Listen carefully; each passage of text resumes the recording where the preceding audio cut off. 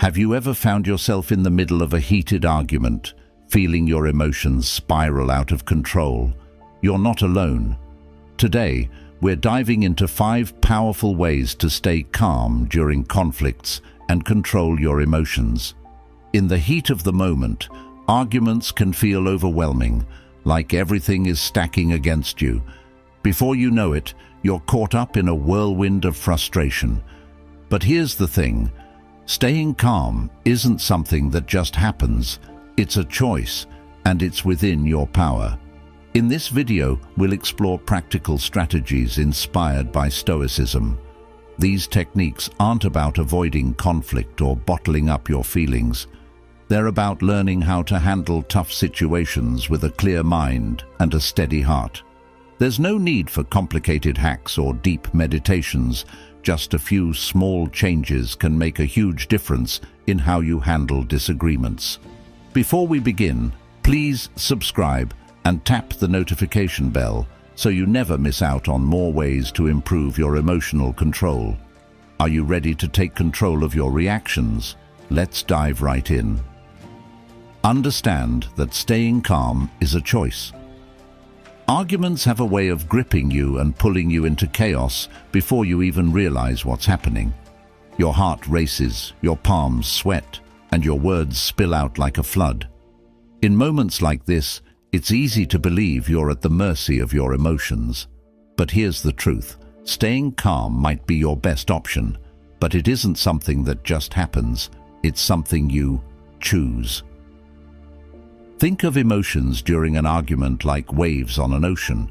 When the storm hits, the waves rise high, crashing powerfully. But beneath the surface, there's calm. This is what Stoicism teaches us. While external factors may stir the waters, we have the power to anchor ourselves. Marcus Aurelius said, "You have power over your mind, not outside events. When you realize this, you will find strength." This strength begins when you realize you don't have to fight the waves. You just need to let them pass. The science behind this is straightforward. When confronted with conflict, our fight-or-flight response kicks in, flooding the brain with adrenaline and narrowing our focus. This biological reaction was designed to protect us from physical danger, not verbal disagreements. Today, it can turn a simple misunderstanding into an emotional battlefield. Pausing for just a moment helps break this cycle. You can practice reclaiming your calm when tension rises. Stop and take a single deep breath. Inhale for 4 counts, hold for 4, and exhale for 4. This simple act tells your brain it's safe, helping you regain control. Then ask yourself, what truly matters in this moment? This question redirects your focus from winning the argument to staying grounded. Shift your perspective. Another helpful technique is seeing the situation from an outside view.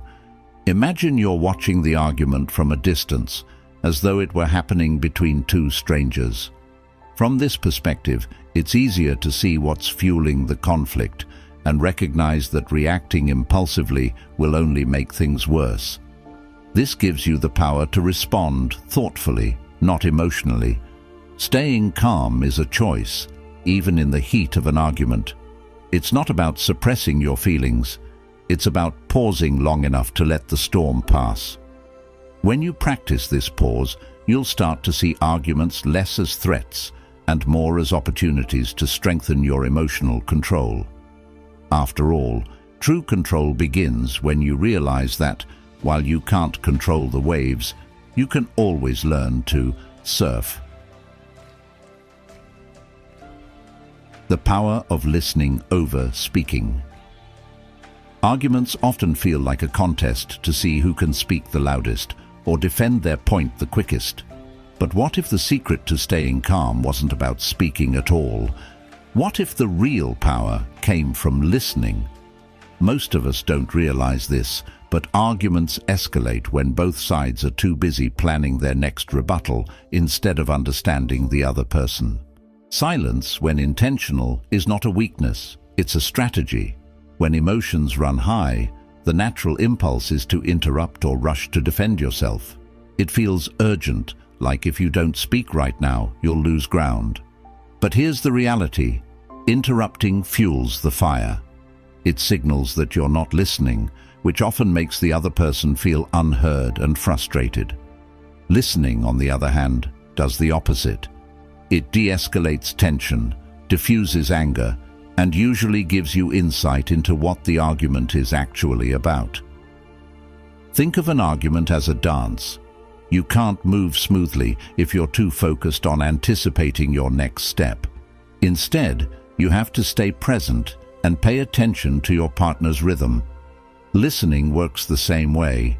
It helps you tune into the deeper emotions and needs behind someone's words. Practice reflective listening. You can try this practice to unlock the power of listening. Reflective listening.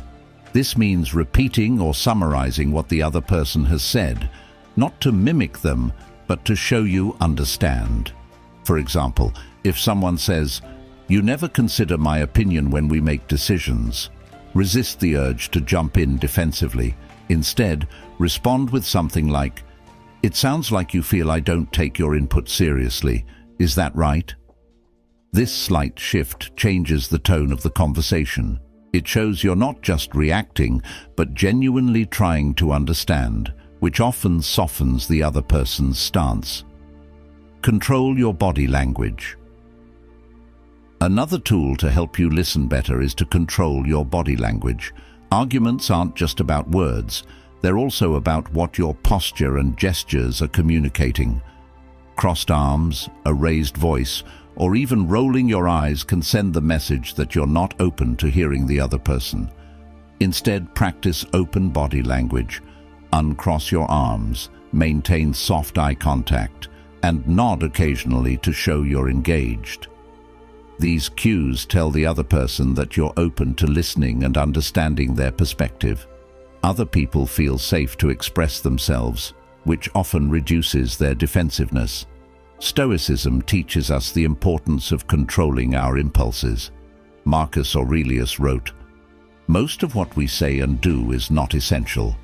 Ask yourself at every moment, is this necessary?" This is especially true in arguments. Often, the urge to speak is driven by ego, the need to prove we're right, or to defend our pride. But when you listen first, you're not giving up your power, you're using it wisely. You're showing restraint, which is the ultimate form of strength. The next time you find yourself in the middle of a heated discussion, pause and commit to listening more than speaking. Ask yourself, what is this person really trying to tell me? What emotions are behind their words? You might be surprised by what you discover. Listening doesn't just calm the argument. It shifts the focus from conflict to connection. When you make the other person feel heard, you're far more likely to resolve the issue with mutual respect. In a time where everyone is eager to be understood, be the person who first seeks to understand. True calm isn't about winning the argument or dominating the conversation. It's about controlling yourself so well that even silence becomes your greatest tool. Learn to see an argument as collaboration. Arguments often feel like a battle, a clash of egos where one person emerges victorious and the other is left defeated, especially when emotions are high. But what if an argument didn't have to be a battlefield? What if, instead of being opponents, you and the other person could be teammates working together toward a solution? Shifting this perspective is one of the most powerful ways to stay calm and diffuse conflict. Most arguments escalate because they're fueled by the me versus you mentality. Each person feels attacked, acts defensively, and is determined to prove their point. But think of this. If the ultimate goal is to solve a problem, does it really matter who's right? Arguments shouldn't be about victory, they should be about understanding. Marcus Aurelius captured this perfectly when he said, "Be tolerant with others and strict with yourself." This wisdom reminds us that true strength lies in bridging gaps, not widening them. Think of an argument as a boat caught in rough waters. If you and the other person row in opposite directions, the boat spins in circles, going nowhere. But if you can shift your focus and row together toward understanding, compromise and resolution, you move forward. The storm may still be crashing all around you, but the boat stays steady because you're working as a team. This shift doesn't just calm the argument, it transforms it into an opportunity for connection. To learn to see an argument as collaboration, start by changing your language. Words are powerful, and in the heat of conflict, they can either escalate or disarm. Instead of saying, "You always do this," or "You never listen," which only puts the other person on edge, try, "How can we figure this out together?" Or, "What can we both do to make this better?"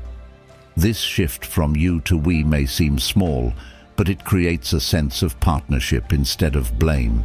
It signals that you're not attacking them, you're inviting them to solve the problem with you. Another way to approach collaboration is to find common ground, even when you strongly disagree. For example, let's say you're arguing about how to split household responsibilities. Instead of focusing on what the other person isn't doing, acknowledge what you both value: a clean home, fairness, and teamwork. Once you establish that shared foundation, you can build solutions together instead of tearing each other down. It's also essential to focus on the issue at hand rather than attacking the person. Criticizing someone's character, "You're so lazy," or "You're always selfish," shifts the argument into a personal attack, which guarantees defensiveness and hostility. Instead, address the behavior or the problem itself. "I feel overwhelmed when the chores pile up. Can we figure out a way to split them more evenly?" This approach separates the person from the problem, making collaboration possible. Stoicism teaches us to focus on what we can control. You can't control how someone else reacts, but you can control how you approach the conversation. When you prioritize collaboration over competition, you take the first step toward diffusing conflict. You're no longer trying to win, you're trying to find a solution that works for both sides.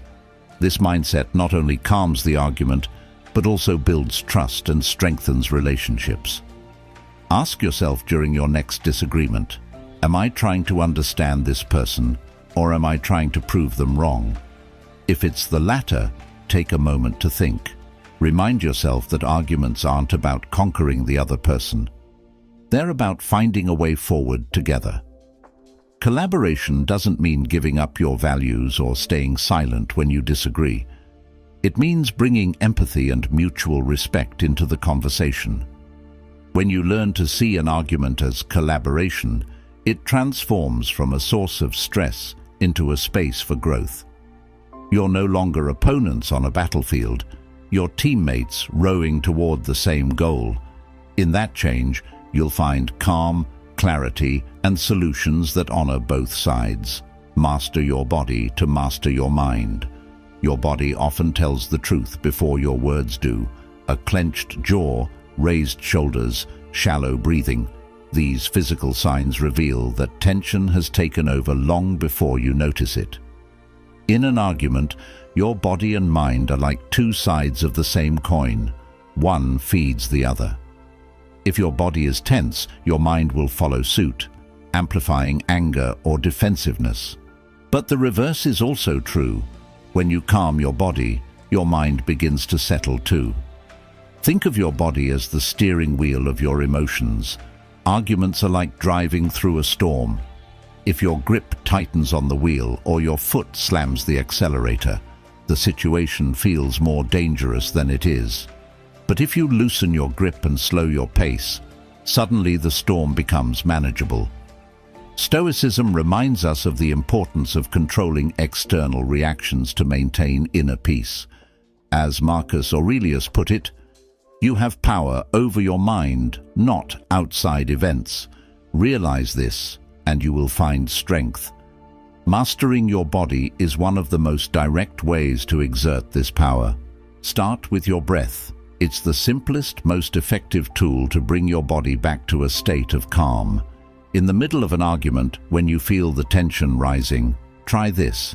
Inhale deeply through your nose for 4 counts, hold for 4 counts, and exhale slowly through your mouth for 6 counts. Repeat this cycle 3 or 4 times. This activates your parasympathetic nervous system, the part of your brain that tells your body it's safe, which helps reduce feelings of anger and anxiety. Next, focus on releasing physical tension. Arguments tend to make us brace without even realizing it. Your shoulders creep toward your ears, your fists clench, and your muscles stiffen as if preparing for a fight. Consciously scan your body for these signs of tension and release them. Drop your shoulders, try to unclench your jaw, and open your hands. These small adjustments may seem insignificant, but they send a powerful message to your brain. There is no threat here. Your posture also plays a crucial role.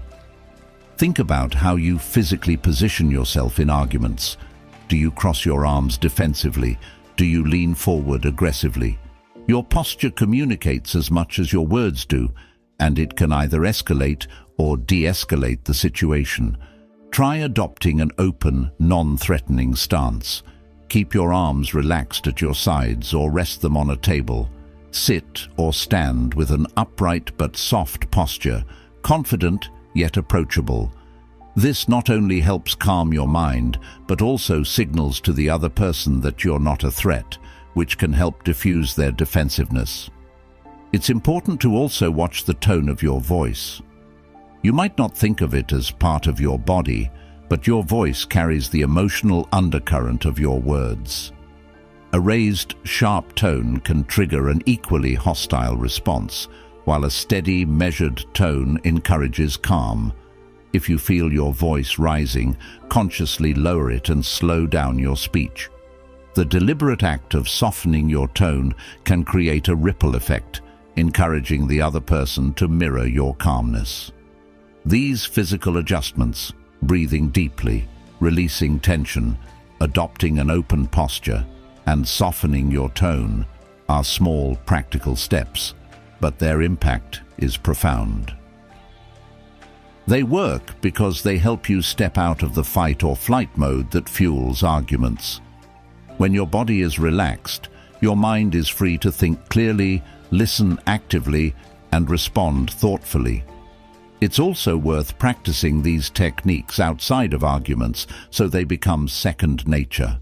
For example, at the end of your day, try to check for how your body has reacted to tension throughout the day. Pay attention to your breathing during stressful moments at work or home.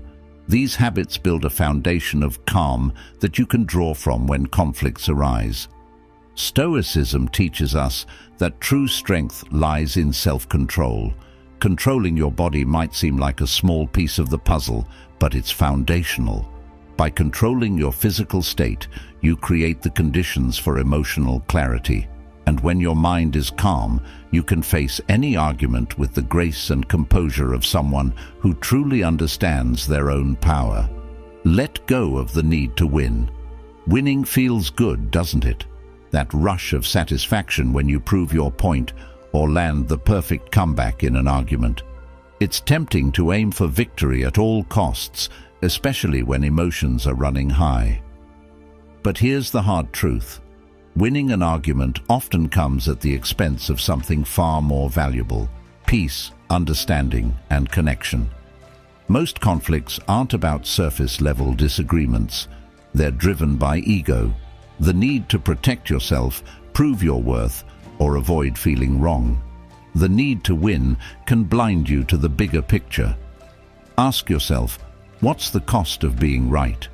Does winning this argument strengthen your relationship, or does it create distance? Does it bring resolution, or does it leave a trail of resentment? Marcus Aurelius understood this dilemma well when he said, "How much more grievous are the consequences of anger than the causes of it?" In other words, the damage done in the heat of the argument often outweighs whatever started it. Letting go of the need to win doesn't mean giving up or agreeing with something you don't believe in. It means shifting your focus from dominating the conversation to understanding it. Think of an argument as a fire. When you feed it with ego-driven responses, sarcasm, defensiveness, or blame, it grows hotter and harder to control. But when you choose to step back, pause, and let the flames die down, the fire eventually extinguishes itself. One way to let go of the need to win is to practice humility. This doesn't mean lowering your worth. It means recognizing that your perspective isn't the only one that matters. During an argument, ask yourself, is it possible that I'm missing something here? What can I learn from the other person's viewpoint? This mindset creates space for curiosity and empathy, which are essential for resolving conflict. Another powerful tool is learning to say, "You might be right." These 4 words don't mean you're conceding defeat. Instead, they signal that you're willing to listen and consider the other person's perspective. This simple phrase has a disarming effect. It diffuses tension and opens the door to a more collaborative conversation. You're not agreeing just to keep the peace. You're showing the other person that you value their input, which often inspires them to do the same. It's also helpful to think about the argument's long-term impact. Imagine looking back on this conflict a week, a month, or even a year from now. Will it still matter? In most cases, the answer is no. This realization can be freeing. It reminds you that some battles aren't worth fighting, and that preserving the relationship is often more important than winning the debate. Letting go of the need to win also means being okay with unresolved disagreements. Not every argument needs a perfect resolution. Sometimes agreeing to disagree is the best outcome, especially if it means maintaining mutual respect. Stoicism teaches us to focus on what we can control, and that includes accepting that we can't always change someone else's mind. During your next argument, try this. Take a moment to ask yourself, what truly matters? Is proving your point worth the strain it puts on the relationship? Is the argument helping you grow, or is it feeding your ego? These reflections can help you shift your focus from victory to understanding, from conflict to connection. When we prioritize understanding over winning, we create space for compromise. Arguments, when approached thoughtfully, can become opportunities for deeper understanding and personal growth. By consciously choosing to listen, reflect, and value the relationship over the need to be right, we pave the way for stronger bonds and healthier communication. Remember, the most meaningful victories are those that strengthen, not weaken, the connections that matter most.